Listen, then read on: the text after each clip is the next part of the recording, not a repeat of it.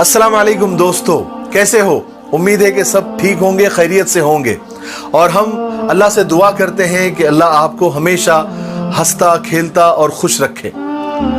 आज का किस्सा शुरू करते हैं और आपको ये किस्सा पूरा सुनना है, थोड़ा सा भी मिस नहीं करना है। अगर आपने इसको मिस कर दिया तो आप बहुत कुछ मिस करने वाले हो। तो किस्सा ये है कि एक अल्लाह वाले कहीं रास्ते से जा रहे थे, तो एक गली से उनका गुजर हुआ। उन्होंने देखा कि एक माँ अपने बच्चे को मार रही है, उसको सजा दे रही है। और मारते मारते वो इतने गुस्से में थी माँ कि उसको घर से बाहर निकाल दिया बच्चे को, और कहा कि तू चला जा यहां से, मेरी नजरों के सामने से, तूने मुझे फिर से तेरी शक्ल नहीं बताना। और जोर से दरवाजा बंद कर लिया। बच्चा कुछ देर रोता रहा, बिलबिलाता रहा, दरवाजा खटखटाता रहा, लेकिन माँ गुस्से में थी, दरवाजा नहीं खोला।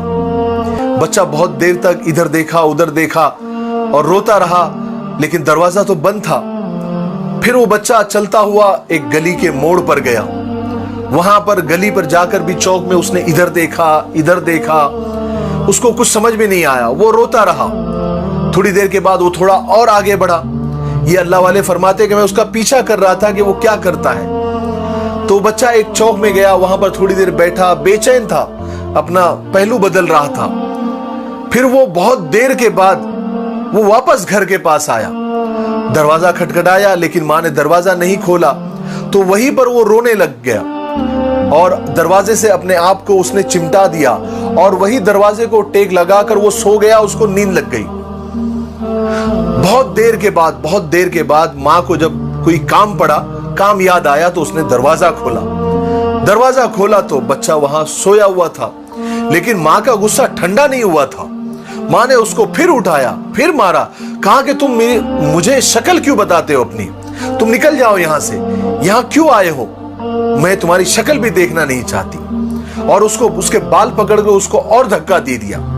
वो बच्चा दूर जाकर गिरा, लेकिन फिर उठा, अपने दामन को झाड़ा और माँ से आकर लिपट गया और कहने लगा, माँ तूने जब मुझे मारा था तो मैंने सोचा कि मैं कहीं चला जाऊंगा, कहीं कुछ खा लूंगा, कहीं रह लूंगा।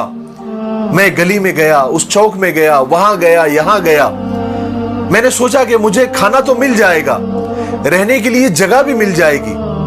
लेकिन माँ, तेरी जैसी मोहब्बत मुझे कहां मिलेगी? तेरे जैसा ख्याल रखने वाला मुझे कौन मिलेगा? मेरी हर छोटी छोटी बातों को, हर छोटी छोटी तमन्नाओं को, हर छोटी छोटी ख्वाहिशों को पूरा करने वाला कौन होगा? माँ मुझे माफ कर दे, मैं कभी गलती नहीं करूंगा, मैं कभी तेरा दिल नहीं दुखाऊंगा।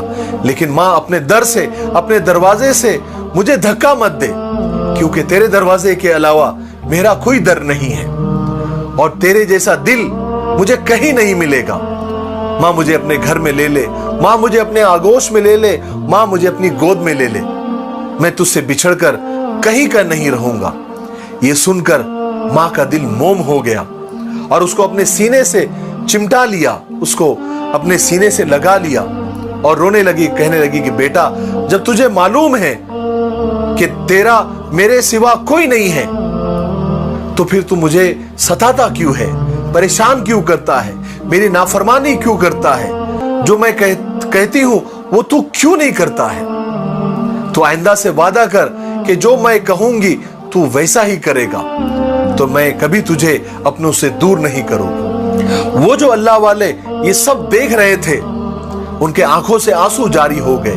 वो रोने लग गए और कहने लगे कि काश बंदे भी अपने रब से, अपने पैदा करने वाले से ऐसे ही माफी मांग ले, तो वो रब और वो अल्लाह, वो खुदा तो अपने बंदों से 70 माओं से ज्यादा मोहब्बत करता है, वो भी ऐसे ही माफ कर देगा।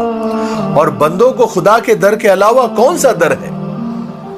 याद रखें, अल्लाह बंदों से 70 माओं से ज्यादा मोहब्बत करता है।